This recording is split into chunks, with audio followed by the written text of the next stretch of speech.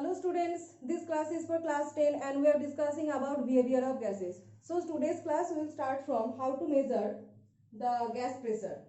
The instrument used for measuring gas pressure is manometer.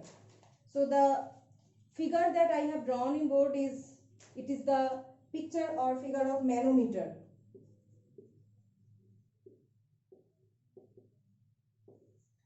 So in this figure you can see that some liquid is taken in a glass bowl and this liquid is actually taken as mercury. Okay, so this is the tube 1 and this is tube 2. Here are two stopcocks are taken. So two figure, this is figure number 1 and this is figure number 2.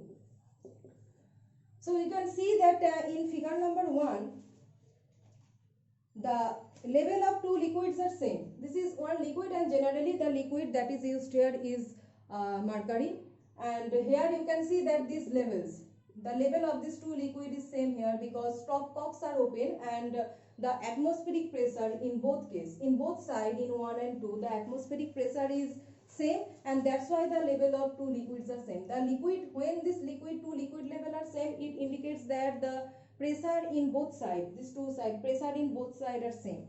But in this case you can see that the levels are different. Okay, the levels are different, that is level at side 1 and the level at side 2 are differing by a height h. 8 centimeter you say are differing by a height h. That means there is some disbalance in the pressure, and that's why the liquid in tube 2 has come down to balance the pressure. That means what happens in figure 2, that means when in this case, in this figure 1, when we evacuate this tube 1, then after evacuating this tube 1 there is a disbalance in pressure. The pressure in both sides are not equal and liquids always tend to equate the pressure in two sides. So when we evacuate this tube 1 there is some disbalance in pressure, and to make the pressure equal in both tube, the liquid in tube 2 comes down and it occupies a position like this. You can see that in figure 1 the liquid position was in this position, and in figure 2 the liquid position is up to this. Okay, that means the liquid is rising rising through tube number 1 and the liquid is coming down through tube number 2. So that is the whole equation generates when we evacuate the tube 1.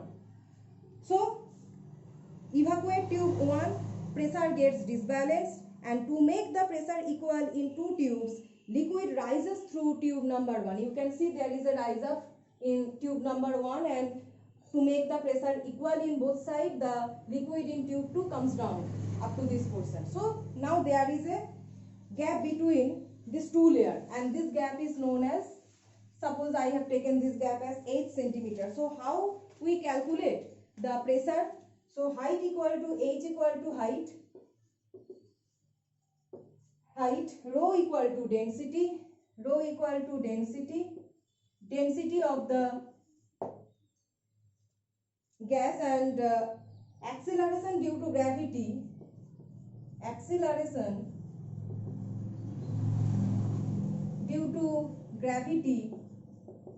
is equal to g.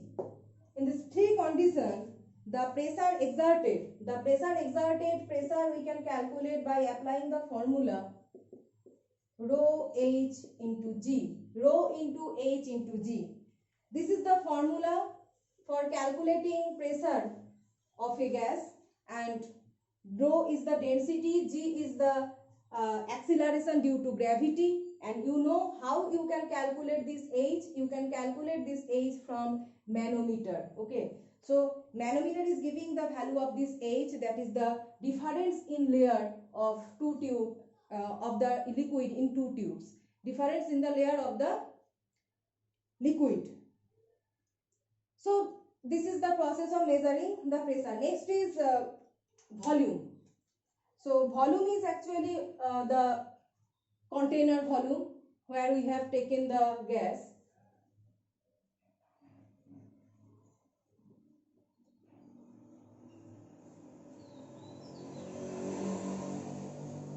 So volume is equal to volume of container.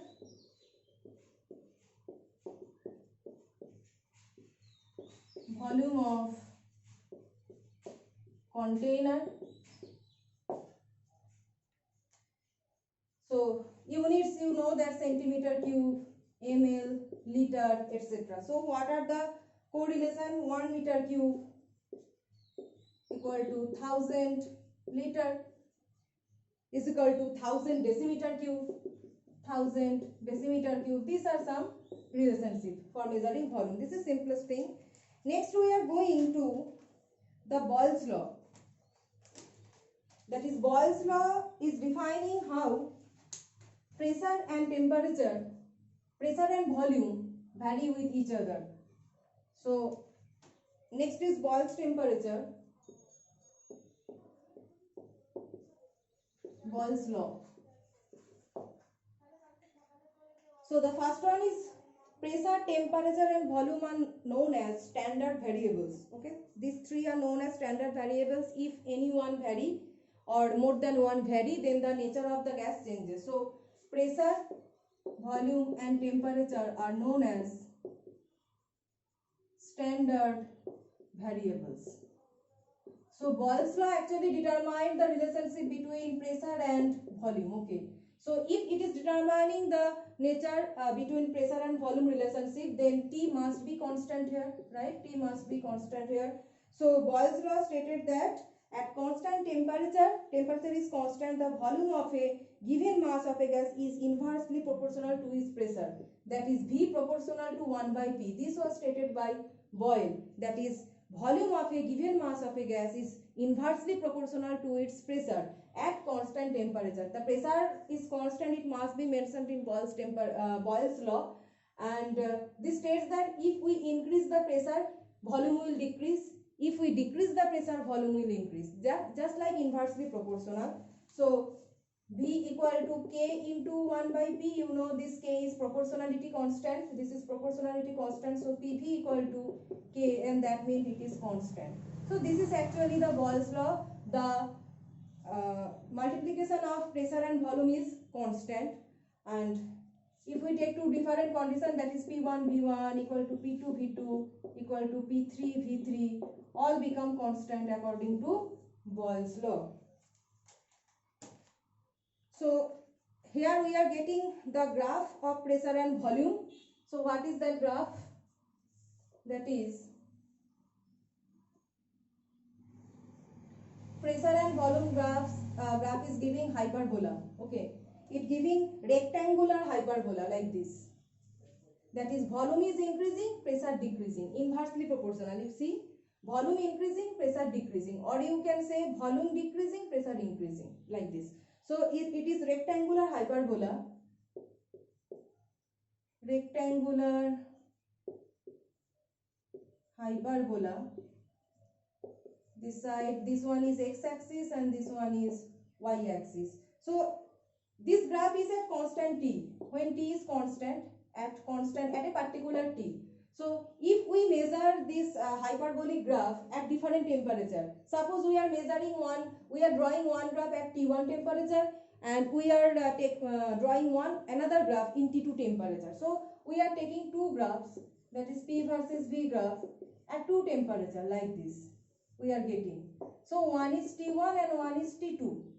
One is T1 and one is T2. So in this case we are getting that this T2 greater than T1, this T2 greater than T1, this T2 greater than T1, T2 T1, this T2 greater than T1. So whenever we temperature is increasing, the curve becomes steeper. Why it becomes steeper? Because this K is increasing. With increasing temperature, this constant K is increasing, and that's why the curve becomes steeper. So that is the effect of temperature, that is pressure volume at a fixed temperature. And if we draw the graph at different temperature, with increasing temperature, the graph becomes steeper, it increases. So if we draw PV versus P graph, PV versus P, or if you draw PV versus P, it becomes a straight line, because you can see that PV is constant here, right? PV is constant here. Whenever anything is constant, it will not vary with any other thing. If you take PV versus V, PV versus P, everything will be straight line. Straight line means it is not varying with pressure or temperature. Okay. So as according to Boyle's law, this PV is always constant. If we take any variable here, it will be actually constant because PV is constant according to Boyle's law, and the straight line represents the constant nature of this PV. So it will be a straight line like this. So in the next class, we will discuss some numerical and the Charles law.